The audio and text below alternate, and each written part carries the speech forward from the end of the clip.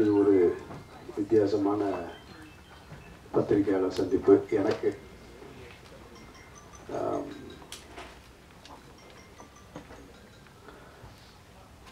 என்ன பேசுறது ஒன்றும் புரியல. படத்துக்கு எனக்கு எந்த சம்மந்தம் கிடையாது. படத்துக்கு சம்மந்தமான டைரக்டர் எங்கே இருக்காரு, ஹீரோ இங்கே இருக்காரு. படத்தில் ரொம்ப பேக் போனாக இருக்குது. 2 ஹீரோயின் இங்கே இருக்காங்க. கேரக்டர் பண்ண பாலாஜி இருக்காரு, பவன் இருக்காரு. படத்துக்கு பிரமாதமாக மியூசிக் போட்டு சாங்ஸ் எல்லாம் ஹிட்டு கொடுத்த மியூசிக் டைரக்டர் இங்கே இருக்காரு. இதில் நான் என்ன சொல்கிறது, நான் ஒரு ரசிகனா நானும் படம் பார்க்க காத்திருக்கேன், அவ்வளோதான் சொல்ல முடியும்.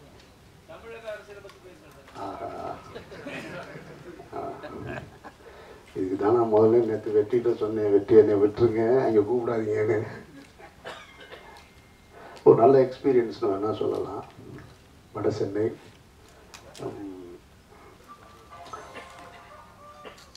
வெற்றிமாறன்ற ஒரு இயக்குனர் என்ன இதுக்கு கூப்பிடாட்டி நிறைய கதை நடிக்க வரீங்களான்னு கேட்குறாங்க. ஆளை பார்த்த உடனே நல்லா ரவுடி கேரக்டர் கரெக்டாக இருக்கும் அப்படின்னு சொல்லி கூப்பிடுவாங்க. ரவுடியாக நடிக்கிறதுலையோ வில்லனாக நடிக்கிறதையோ தப்பு இல்லைன்னு நினைக்கிறேன் நான். ஆனால் எந்த இயக்குனரை நம்பி போகிறது அப்படின்றது மட்டும்தான் ஒரு கேள்விக்குறியாக இருக்கும். அப்படி ஒரு வாய்ப்பை எனக்கு ஏற்படுத்தி கொடுத்தது இயக்குனர் வெற்றிமாறன் தான். சும்மா கேட்கும்போது சொன்னார், ஒரு 10 நிமிஷம். முதல்ல அவர் தொடங்கினதை எப்படி தொடங்கினாருன்னா, இன்னொருத்தருடைய இயக்குனர் டைரக்டர் படங்கள் நடிக்கிறத பற்றி என்ன நினைக்கிறீங்கன்னாரு. அது கேட்குற ஆளை பொறுத்து இருக்குங்கன்னு. சரி நான் கேட்குறேன்னாரு. வரேங்கன்னு சொன்னேன், அவ்வளோதான். அப்படி தான் இந்த படத்துக்குள்ளே உள்ளே போனேன். அப்புறம் தான் இந்த கேரக்டர் வேறு யாரோ பண்ணுறதா இருந்தது, அதெல்லாம் எனக்கு பின்னாடி தான் தெரிஞ்சது. ஃபஸ்ட்டு டே ஷூட்டிங்கில் நிற்கும் பொழுது இது எப்படி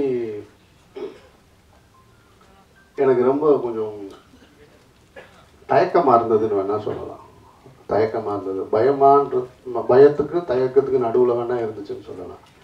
ஏன்னா என்னை சுற்றி இருக்கிற ஆள் பூரா பெரிய பெரிய ஆட்களாக இருந்தாங்க. ஆண்ட்ரியா, சமுத்திரகனி, டேனியல் பாலாஜி, கிஷோர், பவன், தீனா, இவங்களுக்கு நடுவில் நான் சொன்னேன், வெற்றி இது எப்படி சரியாக வருமா, நீங்கள் என்னை கூப்பிட்டு வச்சு எதுவும் காமெடி பண்ணலையே.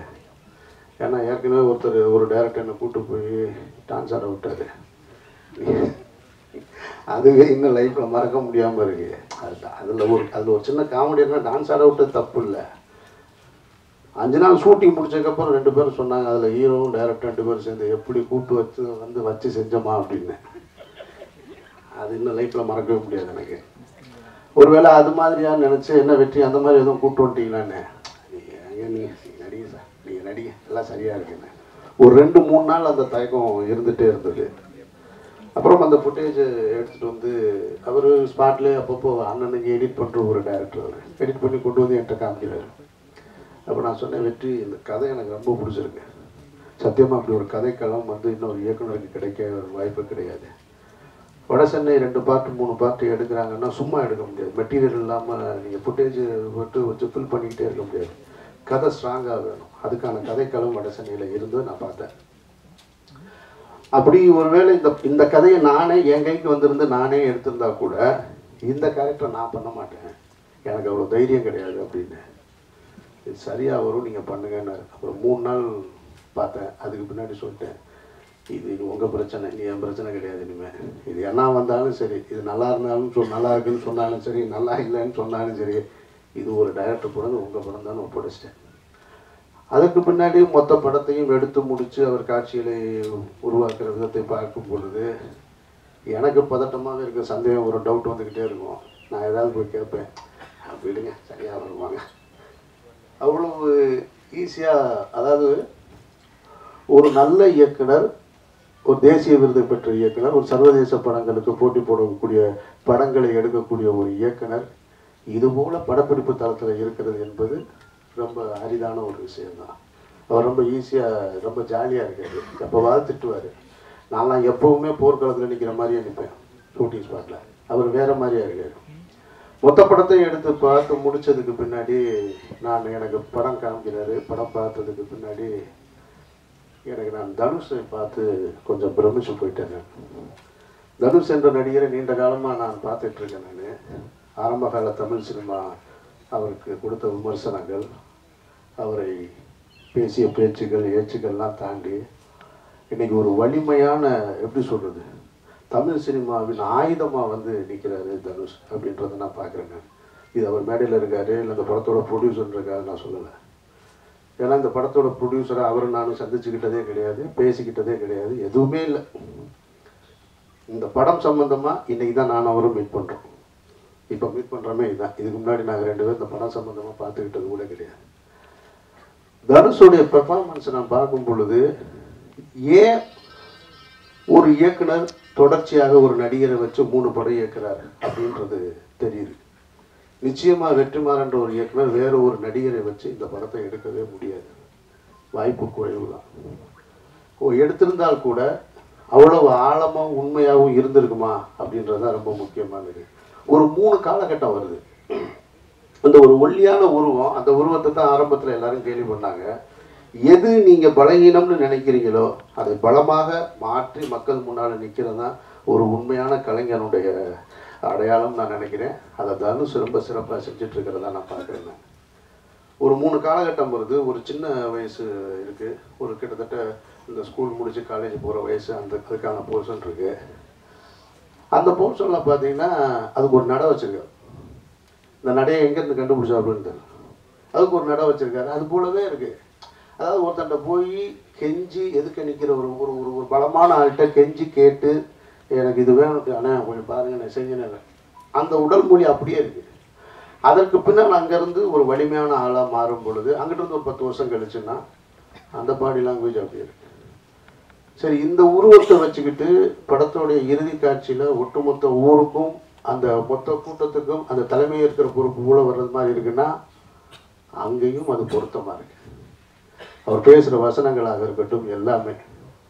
நிச்சயமாக தனுஷ் போல ஒரு நடிகர் வந்து தமிழ் சினிமாவுக்கு கிடைச்சது ரொம்ப சந்தோஷமான விஷயம் தான் நினைக்கிறேன். நான் தனுஷுடைய நடிப்பை பார்த்து நான் ரொம்ப ரசித்தேன் இந்த படத்தில். தனுஷ்கிட்ட சொல்லிட்டேன் நான். அப்புறம் ஆண்ட்ரியா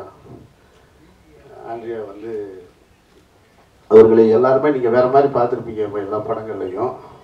அவரும் அந்த இமேஜ் வந்து ரொம்ப ஈஸியாக அதை பற்றி கவலைப்படாமல் இருக்கக்கூடிய ஒரு ஆள். ரொம்ப ஸ்ட்ராங்கான ஒரு கேரக்டர். தரமணியில் நீங்கள் பார்த்த ஆண்ட்ரியா வேறு, இந்த படத்தில் பார்க்க போகிற ஆண்ட்ரியா வேறு. அவங்க என்னடான்னா அவங்க ஒரு பங்குக்கு அடித்து தூள் கிளப்புறாங்க இந்த படத்தை. இது எப்படி வெற்றிமாறன்ட்ட கேட்டேன் நான், இதுக்கு எப்படிங்க ஆண்ட்ரியா சரியாக வருவாங்க? ஏன்னா வட சென்னையில் இப்படி ஒரு கலரில் பொண்ணே கிடையாது. நார்த் மெட்ராஸில் நடுவில் அதுவும் எங்களை மாதிரி ஆளுகளுக்கு பூரா தாடி எங்கேயுமா வச்சுக்கிட்டு எங்களுக்கு நடுவில் வேறு கொண்டு போய் நிப்பாட்டிருக்கீங்கன்னா அதுதான் அது யூனிக்காக இருக்குது. நீங்கள் பாருங்கள், அது சரியாக வரும்னு.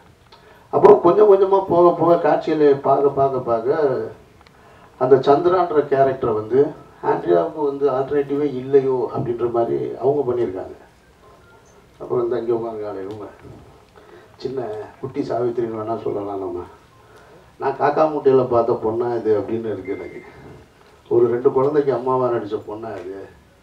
அதுவும் ஒரு டீச்சர் மாதிரி ஒரு கேரக்டர் பண்ணியிருக்கு. ஒரு இடத்துலலாம் தனுஷோட ஃபைட் பண்ணுது நேருக்கு நேரம் நின்று. தனுஷ் பெரிய பெரிய உருவத்தெல்லாம் நின்று ஸ்க்ரீனில் சண்டை போடுற மாதிரி இருக்கு. இது பண்ணுது பாருங்க ஒரு இடத்துல நின்று. சும்மா ஒரே ஒரு டைலாக் போட்டு சொல்லுவாங்க, போடா வீட்டில் பெரிய ஆள் இருந்தால் கூட்டு போடா அப்படிங்குது. என்னடா தம்பி அப்படிங்குது. அது ஸ்க்ரீனில் அவ்வளவு நம்புறது மாதிரி இருக்கு, அவ்வளவு ஸ்ட்ராங்காக இருக்கு. எனக்கு என்னென்னா இந்த படம் ஒட்டுமொத்த படமுமே எப்படி இப்படி ஒரு ஆர்டிஸ்டுகளை செலக்ட் பண்ண முடிஞ்சது வெற்றிமாறனாலன்னா அது ஒரு நல்ல இயக்குனரால் மட்டும்தான் முடியும். ஒரு கலையை நேசிக்கிறவனால் மட்டும்தான் அந்தந்த கதாபாத்திரத்துக்கு சரியான ஆட்களை தேர்ந்தெடுத்து போட்டு பண்ண முடியும். ஐஸ்வர்யா பிரமாதமாக பண்ணியிருக்காங்க. பாலாஜி கேட்கவே வேணாம். அவருடைய தொடர்ச்சியாக அவருடைய படங்களில் பொல்லாதவன்லேருந்து பண்ணிகிட்ருக்காரு. எனக்கு பாலாஜியை பொறுத்த மட்டும் எப்பொழுதுமே உங்களுக்கு தெரியும்னா நம்ம சின்ன வயசுலேருந்து சினிமாவை பார்த்து சினிமா இமேஜ் தானே. எம்ஜிஆர் சின்ன வயசில் சொல்லுவாங்க, இந்த நம்பியார்லாம் வீட்டுக்கு கூட சாப்பிட கூப்பிடக்கூடாதுப்பா, வீட்டில் இருக்க பொம்பளை கையை பிடிச்சி இழுத்துருவாங்கன்னு சொல்லுவாங்க. ஏன்னா நம்பியார் வில்லேன்னு. பாலாஜிலாம் அப்படி ஒரு இமேஜ் தான். என்னத்தான் ஒன்றும் மதிக்க மாட்டாங்க போல இருக்கு அப்படின்ற மாதிரி தான் இருக்கும். அப்புறம் ஃபஸ்ட்டு 2 days அது மாதிரி தான் இருந்துச்சு. நான் ஏதாவது ஒன்று சொன்னேன்னா அவர் வெற்றிகிட்ட கேட்பார், எனக்கு என்னங்க நான் ஒன்று சொல்கிறேன், இவர் ஏதாவது உங்கள்கிட்ட என் பக்கத்தில் நிற்கிற ஆர்டிஸ்ட் இவர்கிட்ட கேட்டு அவர் அங்கே கேட்குறாருன்னா அண்ணா அது சரியா வருமாண்ணா அப்படின்னு அவரை பார்த்து கேட்குறாரு. டைலாக் எனக்கு அவருக்கும். சரி இதுக்கு மேலே ஒன்றும் பண்ண முடியாது, வந்துட்டோம், சத்தமெல்லாம் நடிச்சுட்டு போகிறது தான் சரியாக இருக்கும் அப்படின்னு நினச்சா ஒரு 2-3 நாளைக்கு அப்புறம் பார்த்தீங்கன்னாக்கும் குழந்த மாதிரி இருக்கு அவங்க. சத்தியமாக நம்பியார் இமேஜ் தானே தவிர அவர் நம்பியார் இல்லை. நம்பியார் எப்படி வெளியில் ஒரு ஐயப்ப பக்தராக இருந்தாரோ அதுபோல் அவர் ஒரு கடவுள் பக்தராக இருக்கார். அவர் என்னடா செய்கிறாருன்னு கேட்டால், இங்கே வந்து நம்ம திரைத்துறையில் தெரியும் உங்களுக்கு, எல்லோரும் திரை இமேஜ் வேறு, வெளியில் இருக்கிற இமேஜ் வேறு. அவர் என்னன்னா கோயில் கட்டிக்கிட்டு இருக்காரு. அவர் எங்கேயோ பார்த்தா சொந்தமாக கோயில் கட்டுறேன்றாரு. என்னடா வில்லன் நடிகர்லாம் கோயில் கட்டுறீங்க, ஒன்றும் புரிய மாட்டேங்குதுங்க. பவன் பார்த்தீங்கன்னா அவர் ஒரு 5-6 படம் ஹீரோவாக நடித்தவர். அவர் இந்த படத்தில் பார்த்தீங்கன்னாக்க ரொம்ப சிறப்பாக இந்த கூட்டத்துக்கு நடுவில் இப்போ எல்லாரையும் ஒரு பேர் சொல்லி அடையாளப்படுத்திட முடியும். பவன் அவ்வளோ சீக்கிரம் அடையாளப்படுத்த முடியாது. ஆனால் தனக்கு கொடுக்கப்பட்ட அந்த காட்சியை நேற்று டப்பிங்கில் கூட ஒன்று பார்த்தேன். நான் ரொம்ப சிறப்பாக பண்ணேன். ஜெயில் போர்ஷனில் ஒரு இடத்துல வந்து நான் சொன்னேன் வெட்டிட்டேன். ஃபஸ்ட்டு மீட்டிங்கு இவரை தனுஷ் பார்க்கும் பொழுது அவ்வளோ ஸ்ட்ராங்காக அவ்வளோ கான்ஃபிடெண்ட்டாக ஒரு ஹீரோ முன்னாடி நின்று பண்ணுறது சிறப்பாக பண்ணிடுறேன். இது போல் கிஷோர் பண்ணியிருக்காரு, சமுத்திரக்கனி எல்லாருமே இந்த படத்திலலாம் அடிச்சிருக்காங்க. நான் இந்த படத்துக்கு இப்போ பிஆர்ஓ இப்போ அந்த வேலை தான் பார்த்துட்ருக்கேன். கூப்பிட்டு வாய்ப்பு கொடுத்ததுக்கு நான் ஒரு பிஆர்ஓ வேலை பார்த்துட்ருக்கேன். இதை தாண்டி சந்தோஷ் நாராயணோட இசை மியூசிக்கு பாட்டு ஏற்கனவே ஹிட்டு உங்களுக்கு தெரியும். பேக்ரவுண்ட் ஸ்கோர் நேற்று பார்த்தேன் நான், பிரமாதமாக இருக்குது. இந்த படத்தை பொறுத்த மட்டும் நான் எளிமையாக ஒன்று சொல்லணும்னா, இது ஒரு டைரக்டரோட படம். இந்த படத்தினுடைய வெற்றி, பெயர், புகழ் அனைத்தும் இயக்குனர் வெற்றிமாறனுக்கு போய் சேரும். அப்படி ஒரு வாய்ப்பை ஏற்படுத்தி கொடுத்த தயாரிப்பாளர் தனுஷ்க்கு போய் சேரும். நாங்கள்லாம் டூல்ஸ் தான், அவ்வளோதான். இதில் என்ன நிகழ்ந்தாலும் இது வெற்றிமாறனுடைய படம் தான். ஒரு நல்ல இயக்குனரால் தான் இதுபோல் இத்தனை ஆர்டிஸ்ட்டை கொண்டு வந்து சேர்த்து ஒரு படத்தை எடுக்க முடியும். அதை சிறப்பாக செஞ்சுருக்காரு. அப்புறம் ஒரு இயக்குனருக்கும் ஹீரோவுக்கும் ஒரு 3 படத்துக்கான நட்பு இருக்குது பாருங்கள். இதெல்லாம் இன்றைக்கி சினிமாவில் பார்க்கவே முடியாது. நம்ம முன்னே பார்த்தது பீம்சிங்க்கும் சிவாஜி சாருக்கும், எம்ஜிஆருக்கும், நீலகண்டன் சாருக்கும், இதெல்லாம் இன்றைக்கி எங்கே இருக்குது? எந்த ஹீரோவுக்கும் எந்த இயக்குனருக்கும் தொடர்ச்சியாக 3 படம் பண்ணக்கூடிய நட்பு இருக்குது. ஒரு படம் நடிக்கிறாங்க, 2வது படத்துல ஈகோ கிளாஸ். அது வெற்றியடைஞ்ச ஹீரோவாக இருந்தாலும் சரி, நம்ம புதுசாக உருவாக்குற ஹீரோவாக இருந்தாலும் சரி, படம் ஓடினோடனே அதுக்கப்புறமா இயக்குனரை பார்க்குற பார்வையே வேறையாக மாறிடுது. அதெல்லாம் இல்லாமல் 3 படம் பண்ணியிருக்காரு. இப்போ அடுத்த படம் 4வது படம் ஷூட்டிங் போக போகிறாங்க 2 பேரும். இது உண்மையிலே கடவுள் வந்து உங்கள் 2 பேருக்கும் ஆசீர்வதிக்கப்பட்ட 2 பேராக நீங்கள் இருக்கீங்க. இந்த நட்பும் தொடரணும், உங்களுடைய வெற்றியும் தொடரணும். ஏன்னா வெற்றிமாறனால தான் இன்னொரு டைமென்ஷனை தனுஷை காட்டிக்கிட்டே இருக்க முடியும்னு நான் நம்புகிறேன். அடுத்த பட கதை என்கிட்ட சொன்னார் வெற்றி. எப்படி யோசிக்க முடியுதுன்னு தெரில. எல்லோருக்கும் என்னுடைய மனமார்ந்த வாழ்த்துக்கள். சமீப காலத்தில் சினிமா வந்து கடந்த ஒரு 2 மாதத்தில் தமிழ் சினிமா ஒரு புத்துணர்ச்சி வந்தது மாதிரி இருக்குது. எல்லாம் இப்போ எந்த படத்தை கேட்டாலும் நல்லா இருக்குன்றாங்க. நமக்கே தூங்குறோமா முழிச்சிருக்கோமான்னு சந்தேகம் வருது. ஏன்னா எல்லா படத்தை கேட்டாலும் நல்லா இருக்குது, ரெவன்யூ அதுவும் நல்லா இருக்குது சார்ன்றாங்க. அந்த வரிசையில் வட சென்னையும் நல்லா இருக்குன்னு சொல்லி வரணும், வெற்றி பெறணும். எனக்கு பெரிய ஆசையெல்லாம் கிடையாது. இந்த படத்தினுடைய ரிலீஸ்க்கு பின்னாடி இந்த சக்ஸஸ் மீட்டுன்னு ஒன்று சொல்கிறாங்க இல்லையா, அது ஒரு உண்மையான சக்ஸஸ் மீட்டாக நடந்துச்சுன்னு சொன்னால் நான் ரொம்ப சந்தோஷப்படுவேன். வாழ்த்துக்கள் எல்லோருக்கும். நன்றி.